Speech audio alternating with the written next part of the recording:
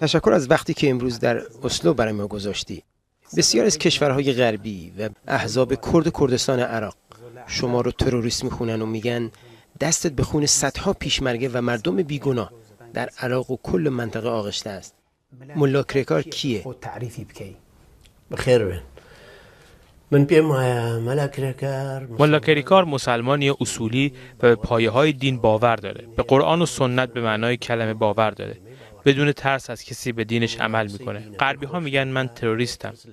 بفرمایید 62 بار به دادگاه کشیده شدم. چی ثابت شد؟ هیچی. اتهامات بیهوده و سیاسی بود و بس. مقامات اقلیم کردستان میگن صدها پیشمرگه رو کشتم. اسم یه پیشمرگه رو بیارن که من کشته باشم. زور کس خیلی میگن فلسفه فکری ملا کریکار فلسفه سلفی جهادیه.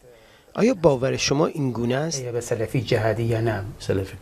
سلفی ها بیش از 4 گروهند. یکی از اونها که شما هم به اون اشاره کردید سلفی جهادیه. گروهی دیگه تنها علمیه. بعضی به حکومت ها وابستن مثل سعودی ها. دست در دست حکومت های شیطانی دارن. سلفی های هم سیاسی هستن مثل اونایی که در کویت، پاکستان و سودان هستن. این گروه مجال سیاسی برای کار کردن پیدا کردن. سلفی دیگری هم هست که مسلحه، اما برای من مسلمان بودن کافیه. آیا به باور شما سلفی هایی که مسلح هستند و به جهاد معتقدند توجیهی برای جنگ مسلحانه در این برهه دارند؟ بله، چه اشکالی داره؟ هنگامی که کسی صاحب فکر و مخالفین او تحملش نمی‌کنند و هیچ نهاد و قانونی برای حفاظت از حقوق او نیست، داشتن سلاح برای حفاظت از خود ضروریه. در نبود سلاح در دست ما در کردستان عراق ارزش‌های اسلامی زیر پا گذاشته شده. این سوال مطرحه. شما مردم را علیه دو حزب حاکم اقلیم کردستان عراق تشویق به مبارزه مسلحانه می‌کنید.